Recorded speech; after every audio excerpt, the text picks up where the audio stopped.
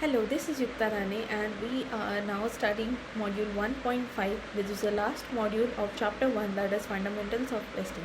Let's get started right away. So in this module we have 3 sub-modules, okay, with 2 K2 and 1 K1. So K2 is basically understanding what are the skills required for testing at all level of test roles. Then the second one is recall the advantages of whole team approach, which is K1. So that means recalling and remembering the facts will be sufficient for this module.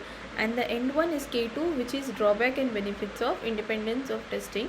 So we will see how most of the companies and what methods do they adapt for testing, etc.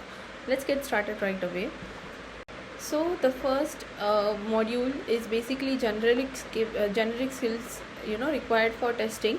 But before that, skill, what is the skill? Skill is basically ability to do something. Now that depends on knowledge, what knowledge we have, what is the practice or what experience or expertise we have, and the third one is aptitude, like what intelligence we can execute in the role that we are performing to make it better. Okay, so these 3 aspects forms nothing but skill. Okay, now proceeding ahead to the first sub module, generic skills required for testing. For testing, the first one is basically you will have to have the knowledge of industry standards, knowledge of what is testing, effectiveness of testing by using test techniques. You should be aware of what are the test techniques which are used in the market, what are the generalized test procedures. Okay, then the next one is thoroughness, carefulness, curiosity. Now whatever work you do in the testing, it is very important that you do it carefully and thoroughly in order to not miss any defect. So you have to do it with full dedication. This is required to identify defects. Now good communication skills and active listening, being a team player. Now team player, it sums up to whole team approach. We'll be covering in the next sub module of the same. But good communication skills is required to report the defects and communicate the information to developers or stakeholders. This quality is very important. Okay, the next part is analytical or critical thinking in order to do exploratory testing. So you need to have that curiosity, you need to have that critical thinking in mind about the functioning of the product. You need to do the static analysis very carefully in order to do exploratory testing. Okay, the next part is technical knowledge. Now it is very much similar to the first skill that we had, but technical knowledge is more towards you should be aware about the latest tools or software that are used in the market that can improve the quality of testing that we are doing. The last one is domain knowledge. So communication with end users or stakeholder. For this, domain knowledge should be very important. How to communicate what we have done technically in layman terms to stakeholders and users. So basically it is a very common fact that testers are bearers of bad news. So it is very important that you communicate about the defects very constructively to the developers so that they won't get hurt, or they should not think negatively about us as a tester. So defects should be communicated in a very constructive way. For this, communication skill is of utmost importance. Even if you are a good tester but you are not able to communicate your defect properly to developers or stakeholders, it is of no use. Now comes the next sub-module, recall the advantages of whole team approach. So tester should have a team context and should positively contribute to team goals. So having the testing context is not just enough. He or she should have the team context. By team context, I mean there are team goals or objectives to be achieved at every phases of testing, right? So they should be able to effectively contribute to the goals only when they know the goals, right? So whole team approach is basically the outcome of the team will be accountability of each and every tester of the team. So whatever happens, every tester will be responsible for the outcomes. That is nothing but whole team approach. So team member can perform specific tasks, but at the end whole team should be responsible for the outcome. So this helps in collaboration of members it enables them working together with each other, putting different perspectives in the testing. It brings in the curiosity or the motivation to work together. This is a very good approach to create acceptance. You can collaborate with the developers as early as possible to know more about the source code that they are performing. So if you know the code, you will be able to test better. You can collaborate with the system design users, system design people. For that, you will be able to understand the system design better. Then you will be able to discover defects in a proper way. You will not be raising any invalid defects basically. Then for some projects, although independent level of testing is more preferable, so basically it all depends on text context, organizational culture, or the business demand, etc.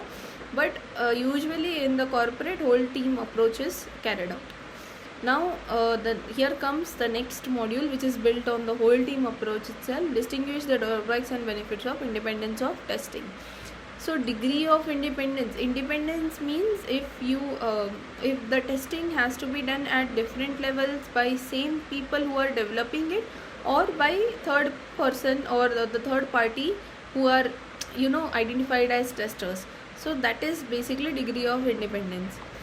Although it is preferable that not just the developers, but there should be actual testing team to identify defects, because see, if I am developing the code, I will have some cognitive bias towards the code. I will be able to find mistakes in my own code, but not to that extent as a third person can find it, right?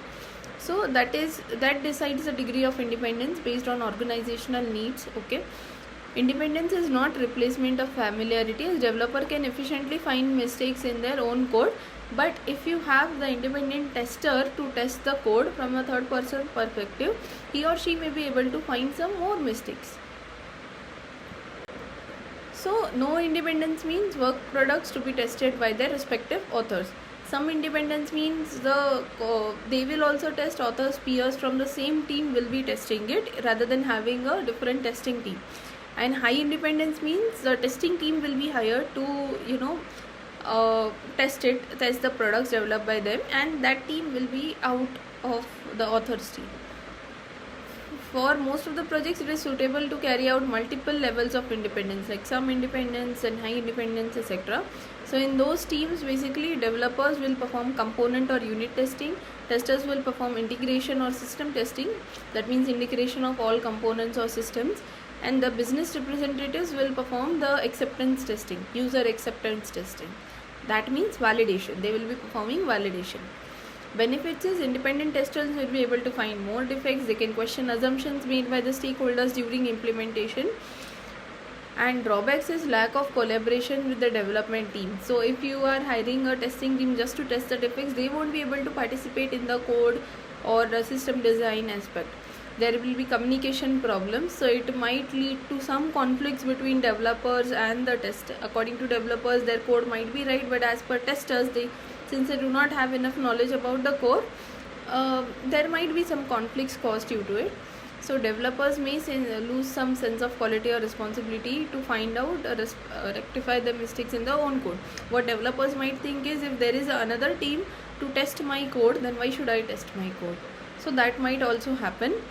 The drawbacks of independent testing are huge, so it's better to have some independence, or better to test the code on different levels, like developers will be testing component or unit, testers will be having integration, business will be doing acceptance testing. That is what happens in the industry as well.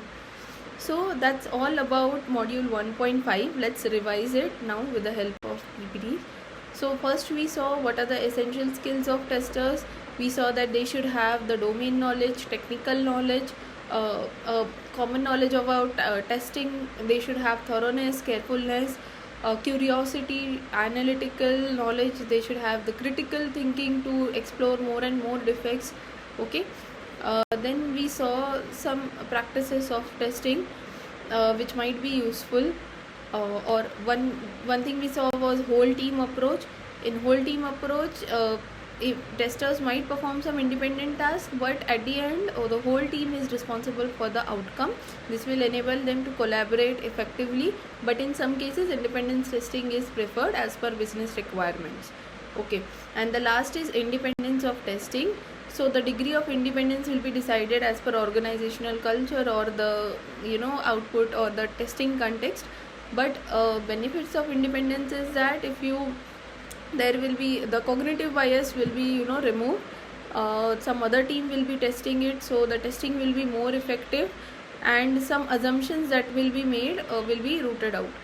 Okay, but there are more drawbacks in this. It may cause conflicts between developers and testers. Lack of collaboration will be there, as testers won't be allowed to participate in the coding part to know the systems better, and developers might lose a sense of quality. They might think that why should I test the code if there is another team to test it. Okay, so this marks the end of module 1.5. We will meet for the next chapter, which is chapter number 2. Till then, I will upload the revision reels on Instagram, so make sure you follow me on Instagram and you subscribe here on YouTube and click on the bell notification icon so that you get updated every time I post a video. Also stay tuned on LinkedIn for the cheat sheets of this entire chapter and some quizzes which are coming up right away for chapter 1 as per the sample questions of ISTQB, so that you evaluate yourself on the understanding of this chapter. Also you get to know what level of questions like K1, K2, K3 will be asked in each chapter. So thank you so much for staying till here, and if you have any questions, feel free to drop that at the end of Instagram comments or LinkedIn or email. Anyhow, I'll be answering them right away. Thank you.